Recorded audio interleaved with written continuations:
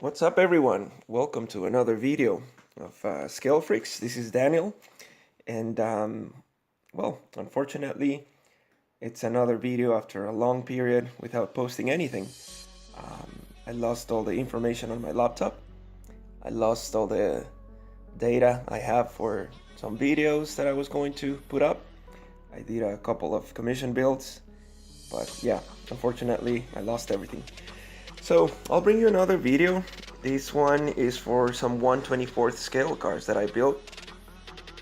This one's the Rebel Audi 1/24th, the Le Mans winners. I think, 2006 Le Mans winner.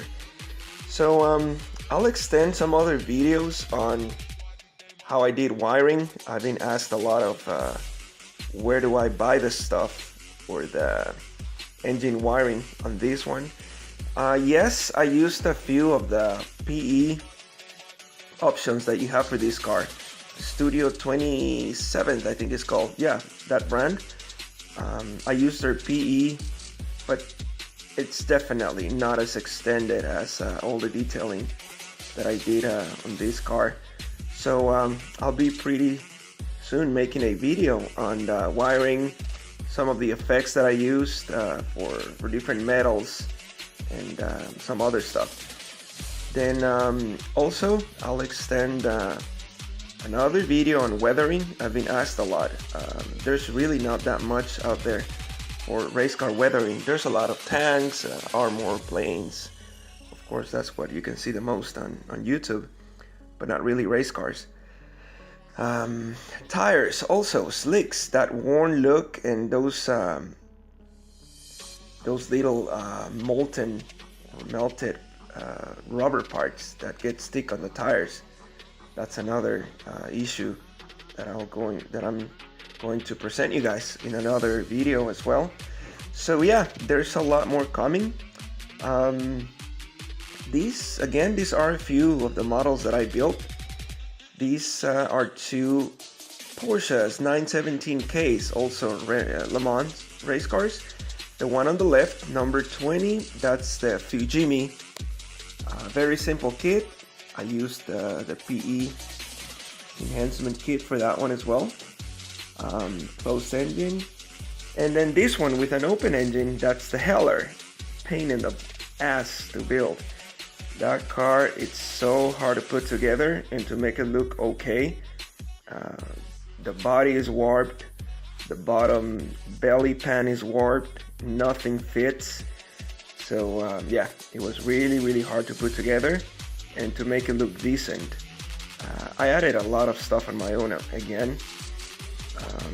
There's one of the tanks that I did my own little welding seams on the corners. You can see it here.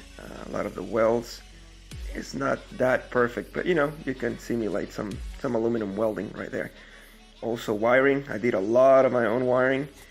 Something I like to do always, something that you always need to do is reference.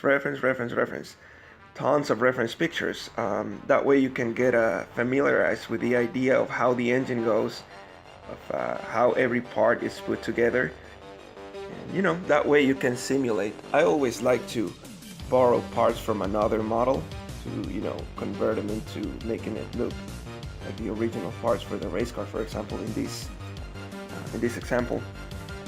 So for the first Audi, I was fortunate to win third place in one of the IPMS contests here in California.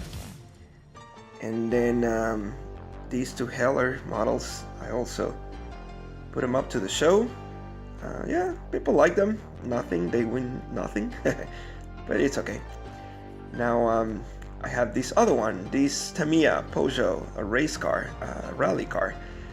So unfortunately, this car was sold to me, and when I received it, it had a broken windshield, and it was missing the right headlight. So I was like, oh shit, what do I do? So I left it alone for a little bit. Then I thought, you know what? I've never tried an actual wrecked or something, car like that, something with substantial damage. So I started putting pictures together, referencing many different rally cars, and I came up with the idea of cracked windshield and completely busted headlight, like gone. You know, when you see rally car racing, those guys go through hell when they're racing. So I said, okay, this is a good opportunity to kind of like show or portray that damage that those cars go to battle. And it's amazing what those pilots do. So all the windshield work with these cracks, it's all with the X-Acto knife. Nothing fancy, nothing too crazy, no crazy tricks. All it's handwork with your X-Acto knife. The sharpest knife you can get, and then you start drawing. Of course you get a reference picture of a cracked windshield, you know, like a baseball hit it or something. That's what's mostly out there on reference Google pictures. Then you'll find that, and then you just imitate the same broken patterns. So with the Tamiya Poja, I was fortunate to win first place on that category. Same thing with the IPMS show. So I'm going to be doing as well kind of like what I did and how I achieved this